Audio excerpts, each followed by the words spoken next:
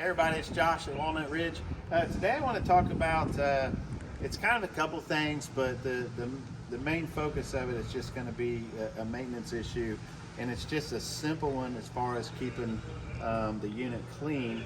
Now obviously we know it's important to wash the unit, to prolong the life of that fiberglass so it doesn't, or to help prevent the fading and keep your decals in good shape. But there's another aspect to it that's really important and sometimes it's overlooked, and that's when we talk about keeping the roof clean. And so you may notice if you have a camper, you get black streaks on the side, and most of the time those black streaks is because of the road grime and dust and stuff that settles on the roof, and then when you get rain and it washes it down, and that's what creates those streaks. So you can see on this one, like it's pretty dusty, so it's been sitting here for a little bit, collecting dust. It's going to be clean. But what we're not thinking about when this happens is this particular unit actually has a solar panel on top, and so that solar panel sitting flat on the surface of the roof is actually going to collect all that dust as well, and then that can start to affect the efficiency that panel has to charge your battery.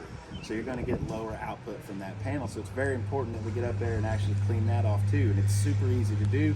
A lot of times it's just a matter of rinsing it off, or a soft cloth, some soap, mild soap and water, and just kind of wipe that down, rinse it off, and let that dry. You don't have to use a lot of pressure. You don't want to use a lot of pressure, although they are built to be pretty durable. But that led me to another thing I was thinking about too. Like, we do need to keep that clean and make sure we have good efficiency. But another thought that came along with that is that's pretty much constantly keeping your battery charged. There is a charge controller that's monitoring the level of the battery, and then that'll tell it sees the level, and if the battery gets under a certain level, then the controller knows, okay, I need to let some of that charge from the solar panel come through, and we'll get that battery charged back up. But that's going to keep that battery charged for you when you have good sunny days, when it's stored outside, which is a good thing, so that your battery's already ready to go whenever you need to go camping. But what you have to remember on that too is that if we're always charging that battery, especially if you have, like, this one's just your classic deep cycle lead acid battery that's actually got water in it, that we have to check those levels, because you can start to boil that water out or evaporate out from being charged. So you're going to want to make sure when you get out there and clean the unit and clean off that solar panel, you should check the water levels in your battery too, to make sure that they're not getting low, because that's going to help with that charge controller not trying to overwork to compensate if that battery can't hold a full charge for a long period of time. Lithium batteries, you don't really have to worry about quite as much. There's really not much maintenance to do on those. They're not a big fan of cold weather, is going to be one thing with them. And the charge controller is a little different for lithium versus lead acid. It's got to have a higher charge to get that battery where it needs to go. It's also a good idea to use it and take some of that, draw some power from that battery, because it needs to have a charge cycle every now and then, not just stay fully charged all the time. That actually reduces the life of a lithium battery over time.